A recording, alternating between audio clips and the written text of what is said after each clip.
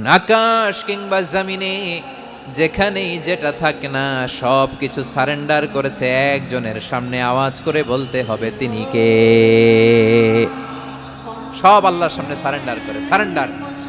আমরাও আল্লাহর ইচ্ছার সামনে সারেন্ডার। আল্লাহর কোনো বিধান দিয়ে যদি কেউ কোনো নসিহত করে আপনি শুনবেন না? না রেগে যাবেন? আল্লাহর আইন দিয়ে যদি আপনাকে আদেশ করা হয়, উপদেশ দেয়া হয়, আপনি শুনবেন না? নাকি রিয়্যাক্ট করবেন? না, খবরদার, রিয়্যাক্ট করা যাবে না। আল্লাহর বিধানের সামনে বিশ্বাসী বান্দার কোনো অপশন থাকে না, কথা থাকে না। ঠিক যেমন সাইয়েদনা ইব্রাহিম আলাইহিস সালাম আত্মসমর্পণ করেছেন।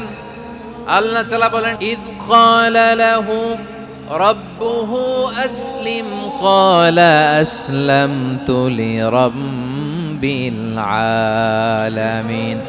যখন আল্লাহ সাইয়েদনা ইব্রাহিম আলাইহিস সালামকে বললেন, ও ইব্রাহিম, ইসলাম ধর্ম গ্রহণ করো, আত্মসমর্পণ করো, সারেন্ডার করো, আল্লাহর খালিল ইব্রাহিম আলাইহিস সালাম কোনো কথা চিন্তা না করে, ডানে বায়ে না তাকিয়ে, কোনো কিছু না ভেবে মুহূর্তেই বলে আসলামতু লিরাব্বিল আলামিন।